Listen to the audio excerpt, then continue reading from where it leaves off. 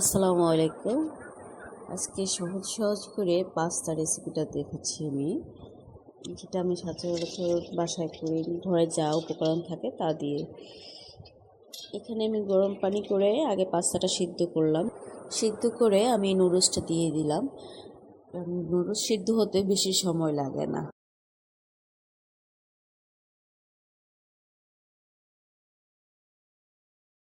এই ফাঁকে আমার মাংসটা রেডি করে নিচ্ছি। আমি লবণ দিচ্ছি, সাথে একটু রসুন বাটা আর আদা বাটা দিব।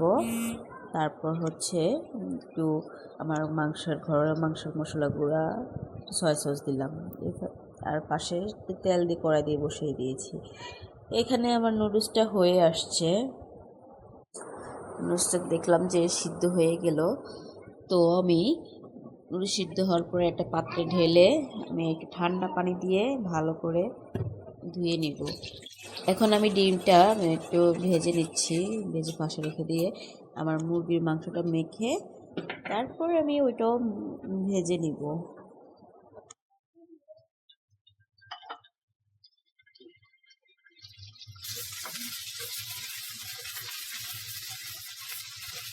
মাংসটা ভাজা শেষ হয়ে গেলে আমি ডিম আর মাংসটা একটু হাতে ছোট করে নিব।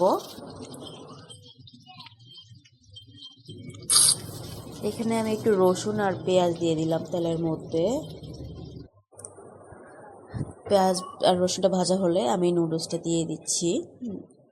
নুডলস দেওয়ার পরে এখানে আমি ভালো করে নাড়াচাড়া দিয়ে এরপরে আমার ওই ডিম আর মাংসটা দিয়ে দেব।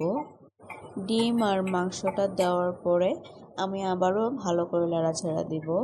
সাথে আমি কিন্তু এখানে একটু লবণও দিয়েছি, কারণ নুডলসে আবার লবণ কম হয়ে যাবে নয়তো।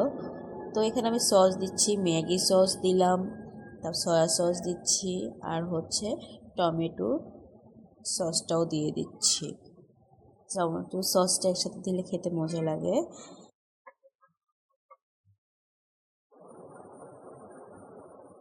ভালো করে নাড়াচাড়া দিয়ে আমি আবারও এখানে একটু নুডলসের যে মশলা থাকে ওইটা দিব, সাথে দিব যে ম্যাজিক মশলাটা আছে ম্যাগির, ওইটা দিচ্ছি টেস্টটা বাড়ার জন্য। ভালো করে নাড়াচাড়া দিয়ে আমি এটাকে নামিয়ে ফেলবো। তারপর ভালো করে নাড়াচাড়া দিয়ে নিচ্ছি, সবগুলা মিক্স করছি। মিক্স করার পরে তো নামাই নেব একটু পরে।